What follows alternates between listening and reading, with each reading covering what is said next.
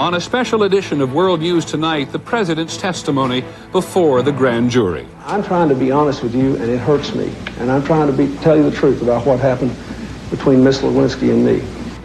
Did Mr. Clinton tell the truth? And now that his testimony will be seen by millions of people, what will it mean to his future?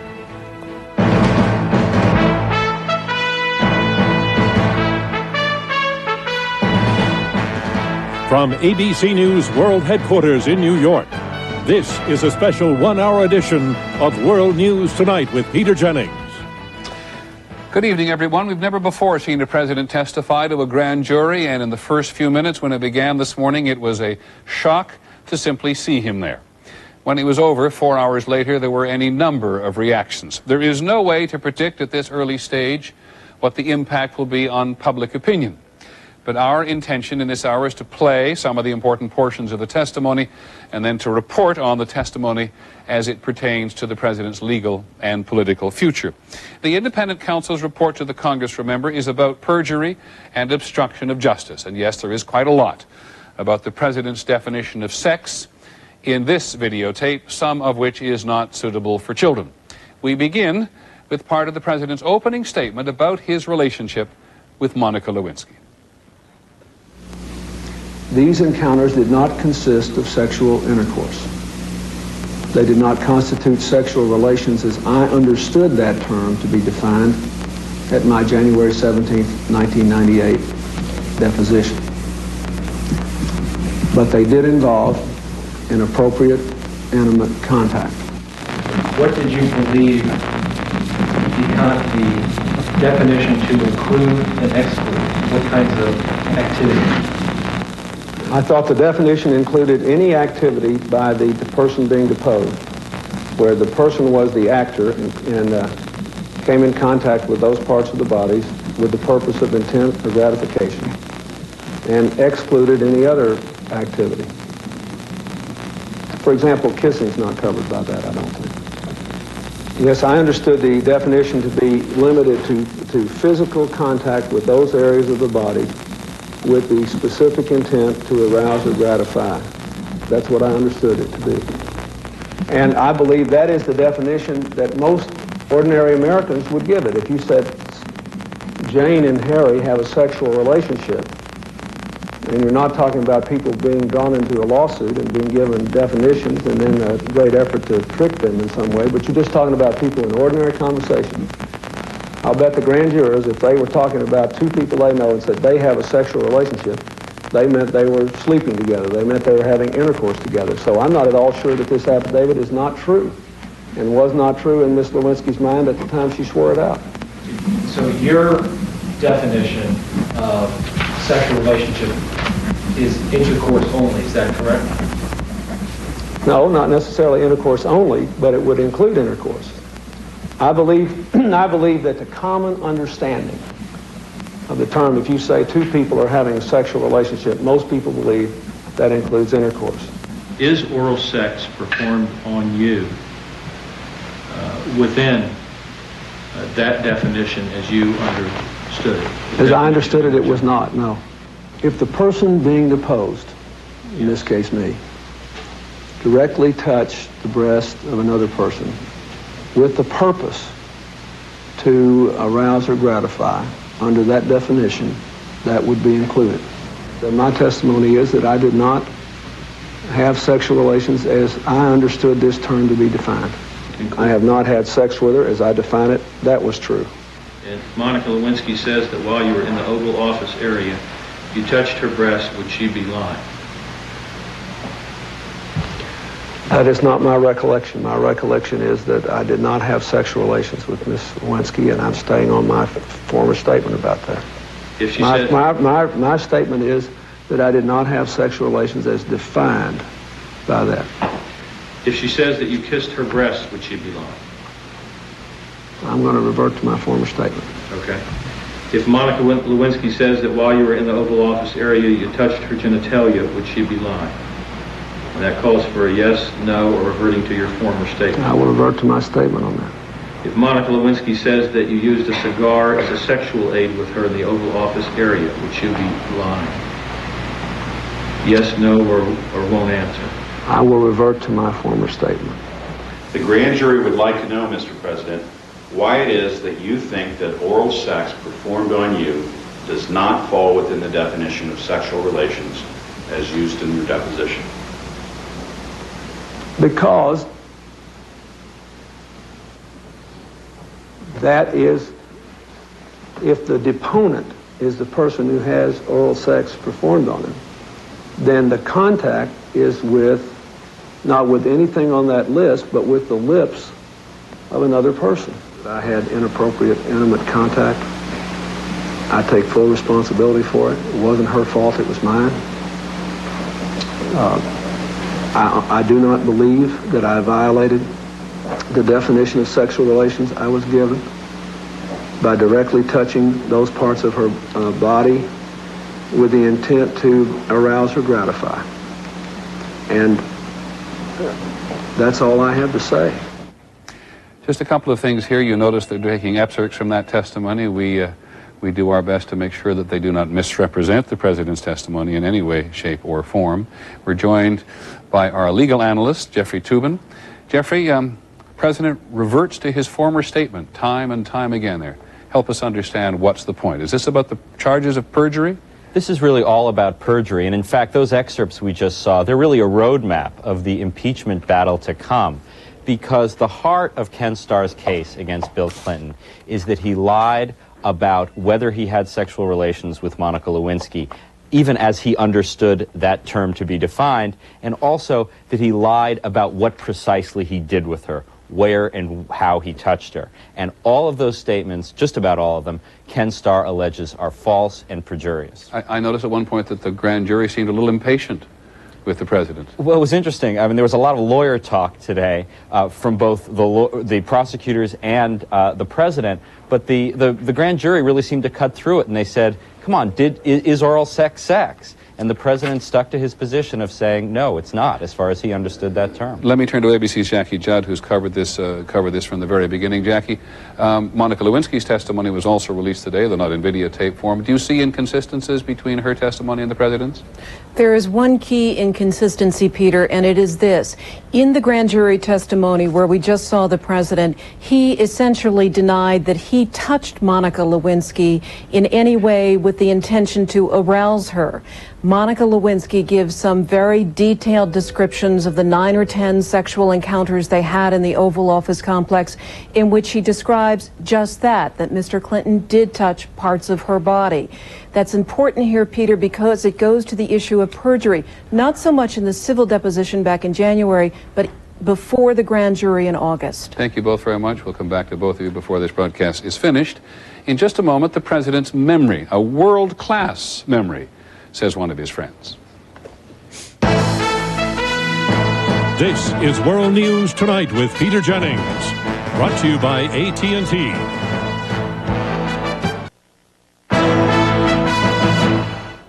It goes without saying the President would have preferred for the whole world not to see his videotaped testimony. While he was everywhere on television today, his public focus was on international events. He spoke before the United Nations General Assembly, making a call to fight terrorism around the world more effectively. We'll have another word about that towards the end of the broadcast. Anyone who watched all 4 hours of the President's testimony today could not help but notice how many times the President said he didn't know or couldn't recall or couldn't remember about what he was being asked. By our count, he said some variation of that at least 148 times. ABC's Sam Donaldson watched the testimony with us this morning. Sam, it's yours. Well, Peter, no one has a perfect memory, and it's no surprise when anyone, under oath or not, can't remember everything. But in the context of the Starr investigation, the President's highly imperfect memory is both controversial and potentially a factor in charges of perjury.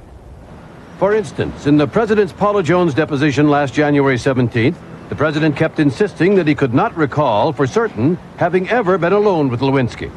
Before the grand jury, the President admitted to having been alone with Lewinsky on approximately 9 separate occasions, although he wanted to argue the definition of the word alone. You were alone with Monica Lewinsky, weren't you? Well, it depends on how you define alone. Yes, we were alone from time to time, even during 1997, even when there was absolutely no improper contact occurring. Yes, that is accurate. But there were also a lot of times when, even though no one could see us, the doors were open to the halls on both ends of the hall. People could hear. There were a lot of times when we were alone, but I never really thought we were. But on one particular date, the prosecutor elicited an unqualified answer. You were alone with her on December 28, 1997? Yes, sir, I was. In the Paula Jones deposition, the president was asked, "Have you ever given any gifts to Monica Lewinsky?" His reply, "I don't recall. Do you know what they were?" Under questioning by Jones' attorneys, the president did recall a few gifts, but he did not mention a series of gifts that he now acknowledges he gave Lewinsky during their December 28th meeting, just about 3 weeks earlier. Why didn't he mention that? The prosecutors wanted to know. They didn't ask me about the Christmas gifts, and I don't know why. I didn't think to say anything about them. Also last December, on the 19th, the president met at the White House with his friend Vernon Jordan, and he acknowledged in his grand jury testimony that they talked about Monica Lewinsky's subpoena to testify in the Jones case. But in his Paula Jones deposition, the president said he didn't think he'd talk to anyone about that except his lawyers. How to square that? Mr. President, 3.5 weeks before, Mr. Jordan had made a special trip to the White House to tell you Ms. Lewinsky had been subpoenaed. She was distraught. She had a fixation over you. You couldn't remember that 3.5 weeks later? Mr. Weisenberg, if they had access to all this information from their conversations with Linda Tripp, if that was the basis of it, they were free to ask me more questions. They may have been trying to trick me. Can you tell the grand jury what is tricky about the question? Did anyone other than your attorneys ever tell you? No, there's nothing. I'm just telling. I have explained. I will now explain for the third time, sir. Perhaps even more delicate is the president's memory as to why he didn't jump in and correct a misstatement made by his attorney at the Paula Jones deposition, Bob Bennett. At one point, in front of Mr. Clinton, Bennett told the judge that Lewinsky had sworn an affidavit that, quote, "There is absolutely no sex of any kind, in any manner, shape, or form with President Clinton." The president remained silent. Do you agree with me that if he misled Judge Wright in some way, that you would have corrected the record and said, "Excuse me, Mr. Bennett, I think the judge is getting a misimpression by what you're saying"? Mr. Bennett was representing me. I wasn't representing him. And I wasn't even paying much attention to this conversation. And once again, the president wanted to argue definitions. The statement that there was no sex of any kind, in any manner, shape, or form with President Clinton was an utterly false statement. Is that correct? It depends upon what the meaning of the word is. Yes.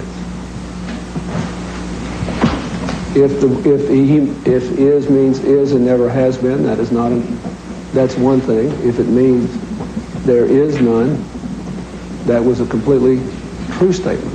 Finally, on memory, the president said his once excellent memory had been degraded, and to some extent, the prosecutors were to blame. I have been blessed and advantaged in my life with a good memory. I have been shocked, and so have members of my family and friends of mine, at how many things that I have forgotten in the last 6 years. But I think because of the pressure and the pace and the volume of events in the president's life, compounded by the pressure of your 4-year inquiry and all the other things that have happened, I'm amazed. There are lots of times when I literally can't remember last week. And when it comes to memory, Peter, sometimes age is a factor, although perhaps not in the case of Mr. Clinton. But when Ronald Reagan was leaving the White House in his late 70s, he said once, memory, 50 years ago is crystal clear. Yesterday is up for grabs. Sam, just hang on will you, for 1 second, because there are not many analysts in the country today who know President Clinton as well as does ABC's George Stephanopoulos, who watched the testimony with us today. George, any surprises for you today in what you saw? Well, I think the president was surprised a few times during the testimony. When he first heard about the cigar, you saw him recoil.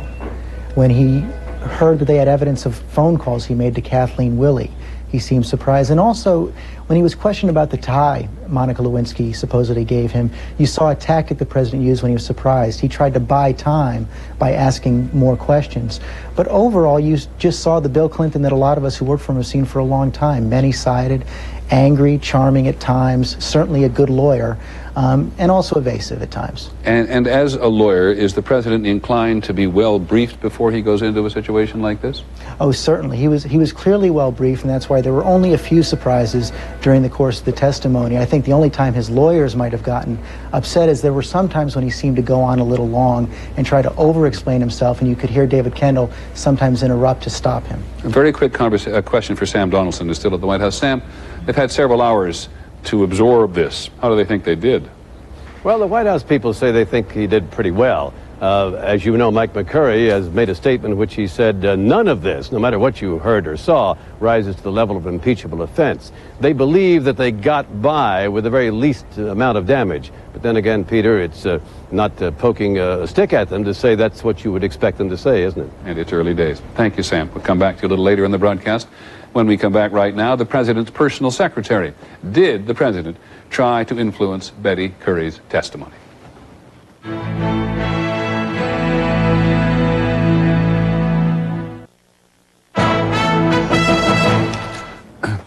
One of the allegedly impeachable offenses that Kenneth Starr enumerates is that Mr. Clinton tampered with a witness, that he tried to obstruct justice by influencing the testimony of his personal secretary, Betty Curry. What the president said to her and what she did is very much at the center of all this. So once again, we go to ABC's Jackie Judd.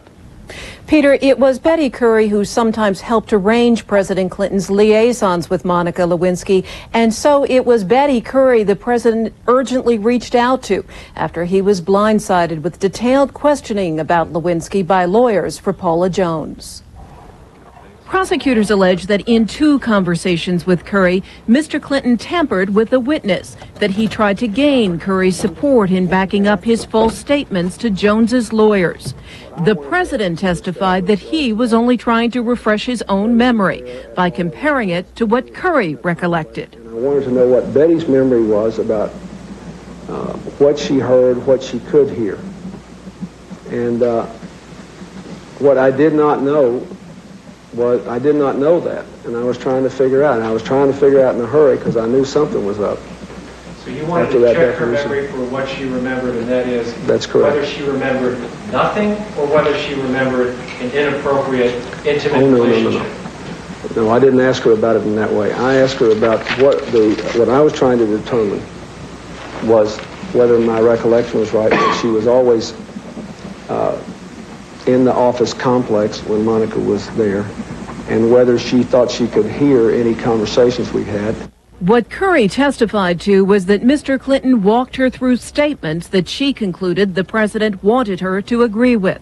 Statements about Lewinsky that included, "We were never alone, right? You, Curry, could see and hear everything. Monica came on to me, and I never touched her, right?" Did the conversations that you had with Mrs. Curry, this conversation, did it refresh your recollection as to the events involving Ms. Lewinsky? Well, as I remember, I do believe, in fairness, that you know, she may have felt some ambivalence about how to react, because there were some times when she seemed to say yes when I'm not sure she meant yes. There was a time it seems like there was 1 or 2 things where she said, "Well, remember this or the other thing," which did reflect my recollection. So I would say a little yes and a little no. The Starr report concludes that Mr. Clinton's account conflicts with common sense because making false statements to Curry could not remind the president of the facts. On another issue, the president was asked whether he enlisted Betty Curry's help in concealing gifts he had given Lewinsky that had been subpoenaed. No, sir, I didn't do that. I did not do that.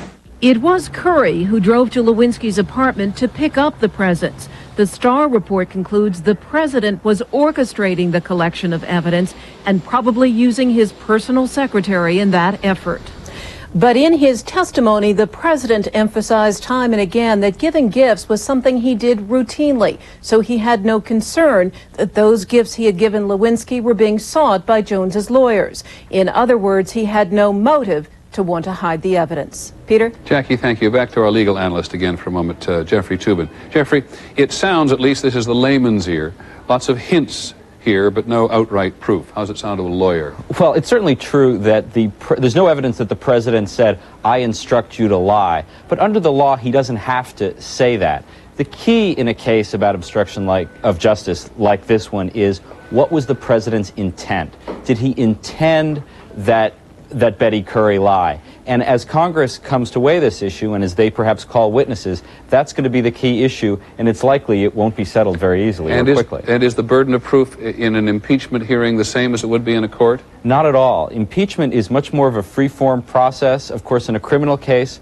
the government would have to prove beyond a reasonable doubt its accusations. Congress has no such guidance. They just have to determine whether high crimes and misdemeanors occurred, and how they do that is up to them. Thank you for reminding us, Jeffrey Toobin. We're going to be taking a short break now, but in the moment we'll come back and talk about that all-important reaction in the Congress.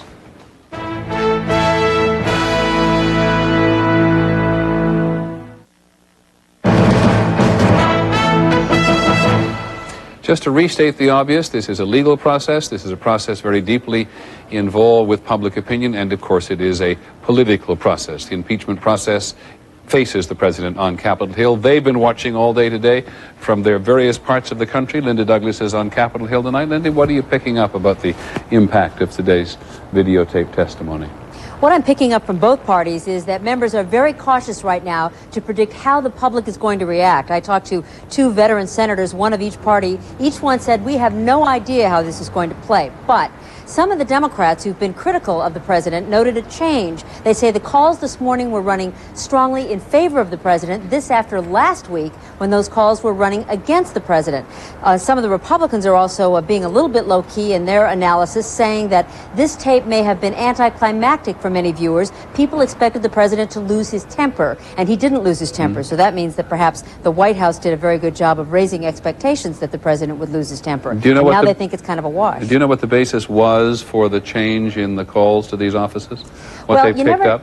You never know, Peter, where these calls are coming from, and I want to stress that in advance. But the people who are calling are saying, leave him alone, the tape shouldn't have come out, we're tired of all this, this is enough already, too much smut. But again, I want to caution, we don't know where the calls were coming from. Okay, thanks, Linda, very much. ABC's Cokie Roberts is in our Washington Bureau.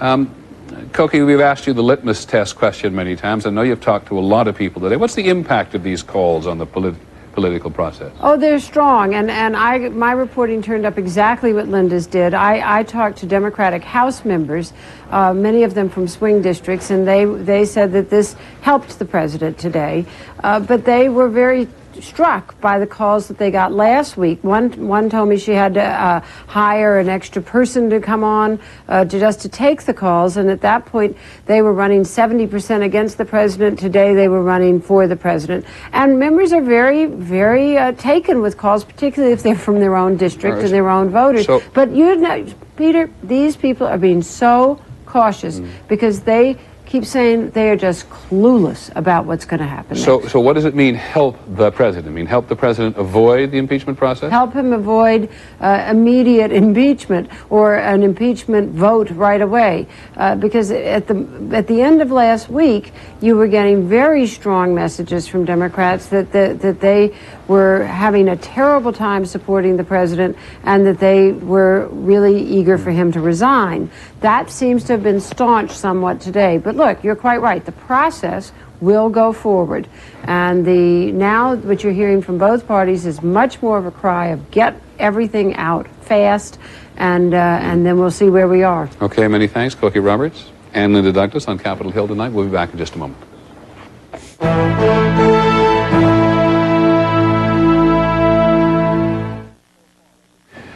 A review of what we've been through so far in this expanded edition of World News Tonight. The president's entire videotape testimony before the grand jury released today, 4 hours. Good number of questions about sex or with sex at the backdrop, certainly about the obstruction of justice, perjury, tampering with witnesses. The president could not remember a lot of specifics. Coming up in this next half hour, a look at the many moods of Bill Clinton as expressed in his taped testimony today. Monica Lewinsky's complete testimony also released today, and we've been trying to take the temperature of what the public is thinking about on this remarkable day. So we hope you'll stay with us.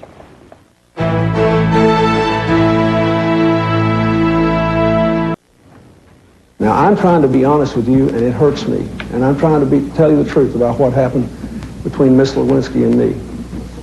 But that does not change the fact that the real reason they were zeroing in on anybody was to try to get any person in there, no matter how uninvolved with Paula Jones, no matter how uninvolved with sexual harassment, so they could hurt me politically. They just thought they would take a wrecking ball to me and see if they could do some damage. But in this deposition, Mr. Bittman, I was doing my best to be truthful. I was not trying to be particularly helpful to them. And I didn't think I had an obligation to be particularly helpful to them to further, when I knew that there was no evidence here of sexual harassment, and I knew what they wanted to do was to leak this even though it was unlawful to do so. I have always given a lot of people gifts. I have always been given gifts. I do not think there's anything improper about a man giving a woman a gift or a woman giving a man a gift that necessarily connotes an improper relationship. So it didn't bother me. I wasn't, you know, this was December 28th. I gave her some gifts. I wasn't worried about it. I thought it was an all right thing to do. Mr. Weisenberg, I have testified about this 3 times. Now I will do it the 4th time. I am not going to answer your trick questions. I felt very strongly that Miss Lewinsky and everybody else that didn't know anything about Paula Jones and anything about sexual harassment, that she and others were themselves being harassed. I think what they were trying to do to her and all these other people who knew nothing about sexual harassment was outrageous, just so they could hurt me politically. Did I want this to come out? No. Was I embarrassed about it? Yes. Did I ask her to lie about it? No. Did I believe there could be a truthful affidavit? Absolutely. My goal in this deposition was to be truthful, but not particularly helpful. I did not wish to do the work of the Jones lawyers. I deplored what they were doing. I deplored the innocent people they were tormenting and traumatizing. I deplored their illegal leaking. I deplored the fact that they knew, once they knew our evidence, that this was a bogus lawsuit, and that because of the funding they had from my political enemies, they were putting ahead. I deplored it, but I was determined to walk through the minefield of this deposition without violating the law, and I believe I did. This reminds me to some extent of the hearings when Clarence Thomas and Anita Hill were both testifying under oath. I believe that they both thought they were telling the truth. You're dealing with, in some ways, the most mysterious area of human life. I'm doing the best I can to give you honest answers. I didn't have perfect memory of all these events that have now, in the last 7 months, since Miss Lewinsky was kept for several hours by 4 or 5 of your lawyers and 4 or 5 FBI agents, as if she were a serious felon, these things have become the most important matters in the world. So maybe Miss Lewinsky believes she's telling the truth, and I'm glad she got her mother and herself out of trouble. I'm glad you gave her that sweeping immunity. I'm glad for the whole thing. It breaks my heart that she was ever involved in this. You may recall this was the testimony the president gave on the same day he talked to the nation later in the evening. Later in the evening, whatever transpired between then and his talk to the nation, he was very angry. The president's former chief of staff, Leon Panetta, says he saw a familiar Bill Clinton during those 4 hours today, more often seen in private than in public. The flashes of anger, Mr. Panetta says, the introspective president who can absorb information with amazing clarity, the impatient Bill Clinton, and there was even room for some of the Clinton charm, Mr. Panetta points out, very often a tight smile, but a smile nonetheless. And George Stephanopoulos, his former aide, now ABC News analyst, watches it particularly carefully today. Is this do we see more of the president, the private president today than before? I think we did. You saw times when the president was nervous and he would clench his jaw. What you didn't see, Peter, is the real red-faced, out-of-control temper tantrum. The president was pretty able to keep himself in control. And there were also some other classic Clinton moments. You know, you just showed this litany where he kept saying, I deplore, I deplore. Right after he finished that, he went to the prosecutors and said, but let me say something sympathetic here, and actually put himself in the prosecutor's shoes. And that's a very familiar Clinton maneuver. You told me earlier today the president could lose his temper at you quite violently, and you didn't take it seriously. Well, I didn't take it personally. I mean, the president usually loses his temper because a lot of pent-up frustration is building up. And I think that's actually what happened to him after this 4 hours of grand jury testimony. He kept himself in control during those 4 hours. Unfortunately, he lost a little bit of control when he went to the country and gave the speech later that night. Thanks, George. Sam Donaldson at the White House. A President Clinton that you recognize, Sam, in terms of demeanor? Well, Peter, as you know, this president is extremely skillful in connecting with people. Now, he knew he was on television. He was reaching out to the jurors several times during his testimony. He said, now the grand jury knows, or I think the grand jury would think. You saw a president who generally came across in the clips we just showed as a very forceful individual. And people can look at him and say, I think he's trying to tell it from the heart. But remember, he stood in the Roosevelt room and he wagged his finger and he appeared to be telling it from the heart when he said he had no sexual relations with Monica Lewinsky. So who is the real Bill Clinton? That's the question to determine. Thank you, Sam. When we come back, the testimony of Monica Lewinsky, also made public today.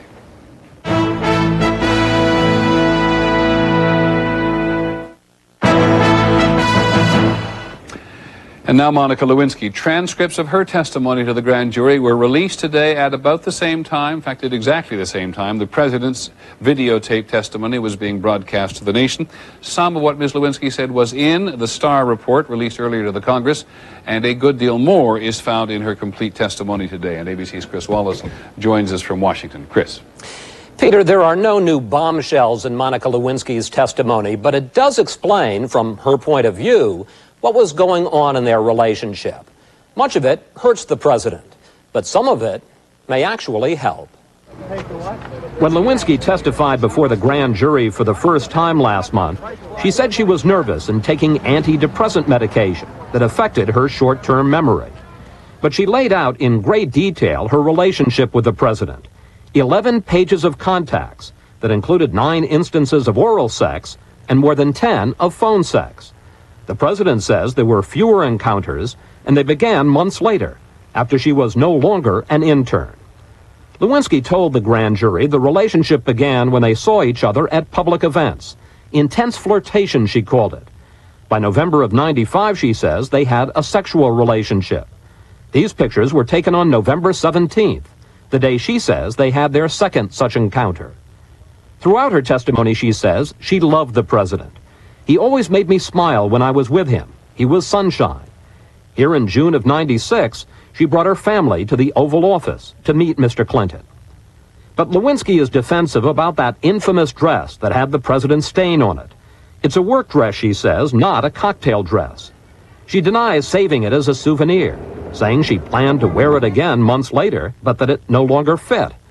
When she told Linda Tripp about the stain, she says Tripp told her to put it in a safe deposit box.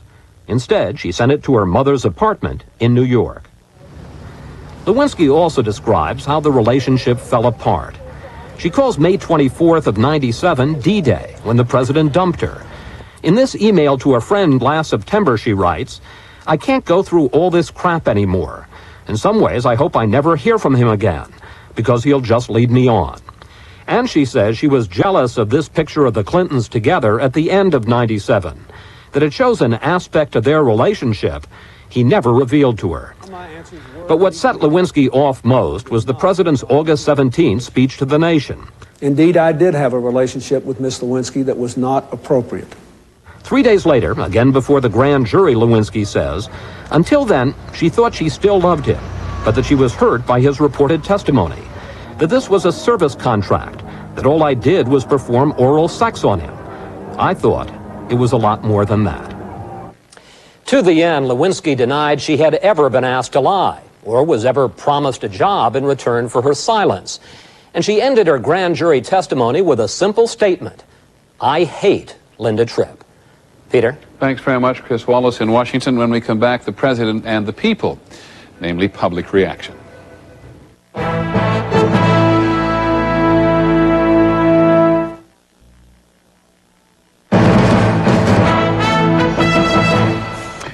As we said at the beginning, it's difficult to make judgments in depth this soon about public opinion, let alone its impact on the president's future, which is not to say that people haven't had some pretty strong reaction to this today. We've heard a little bit about it in Washington already. Here in New York, people from everywhere tend to visit Times Square, and ABC's Bill Blakemore was there today to listen. Around Times Square today, reactions were strong and varied. Someone who doesn't have a memory or selective memory is not someone who I would like to see stay in the office. Enough is enough. He lied, he apologized. Just let it go. I mean, there are other things to be doing right now. I don't want to know those details. But for everyone who did not want to know, we found someone who did. I don't want to accuse a person or feel like a person should be accused wrongly. And I feel that this really gives me the facts about the situation, not reporters' conjecture or the spin. Among the many who did not watch, reasons were also strong and varied. I'm not watching it. Why? I'm protesting it because I didn't elect Bill Clinton to be my rabbi, priest, or pope.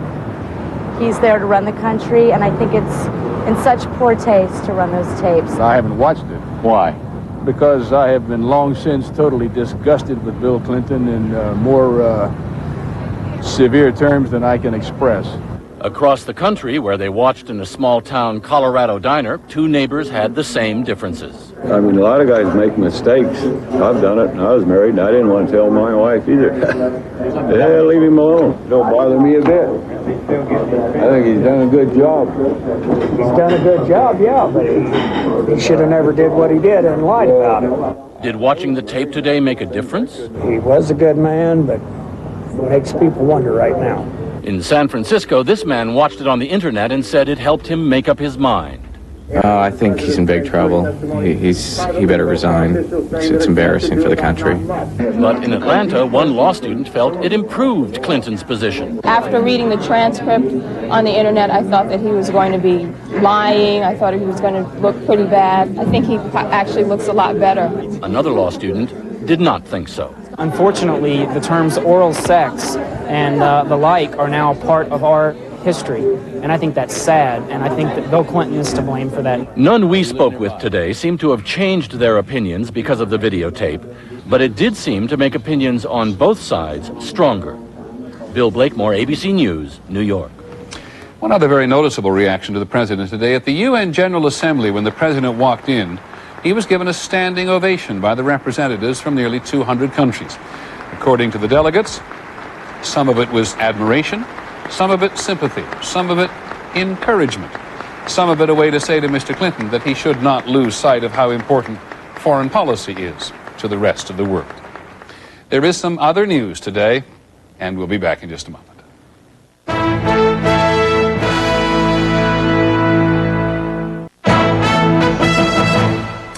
As we said, there's other news. In California today, the sudden death of Olympic track star Florence Griffith Joyner. Her family says she died of a heart seizure at her home in Mission Viejo. She was only 38. Here's ABC's Judy Muller. Florence Griffith Joyner said she took up running to set herself apart from her 10 siblings. She set herself apart, all right, from the whole field. Riding across at 21:76. Always a standout for her style, with her radical outfits and long nails, she finally stood out for her speed at the 1988 Olympic trials. Florence Griffith Joyner blowing away the field in a 10:49. Her world record in the 100-meter dash stunned the track world. Cannot be. No one can run that fast. Flojo, as her fans call her, went on to set another world record for the 200-meter dash at the 88 Olympics. The times were so astonishing, they prompted rumors that she'd been taking steroids. Griffith Joyner chalked up the rumors to competitive envy. It's been something that has been a part of track and field since I've been in it. Rumors, petty jealousy. People are going to think what they want to think. Her death at the early age of 38 has raised new questions about her physical condition. Her husband says she died at their California home of what he called a heart seizure, which is not a precise medical term. An autopsy is planned to try to determine the exact cause of death. Griffith Joyner retired from track just a year after her Olympic victory. She then had some success with acting and modeling, but nothing could match the flash of '88. She has a place in history. You cannot take her 1049 and her gold medals from her. She earned them. However she did it, she earned them. And to this day, her world records still stand. Judy Muller, ABC News, Los Angeles. In Puerto Rico today, they're riding out one of the worst hurricanes in decades. Hurricane George, not George, but George, with 110-mile-an-hour winds, did serious damage in the Virgin Islands before reaching Puerto Rico. Before it made land, thousands of people boarded up their homes and headed for shelters. If the hurricane sticks to its current path, it could reach the mainland U.S. in just a few days. On Wall Street today, investors reacted to bad news on the Asian markets by selling off their stocks early in the day. But the Dow Jones Industrials recovered by the end of the day, gaining 37 points to close at 79.33. On the NASDAQ index, stocks were up 16 points. We will be back in just a minute.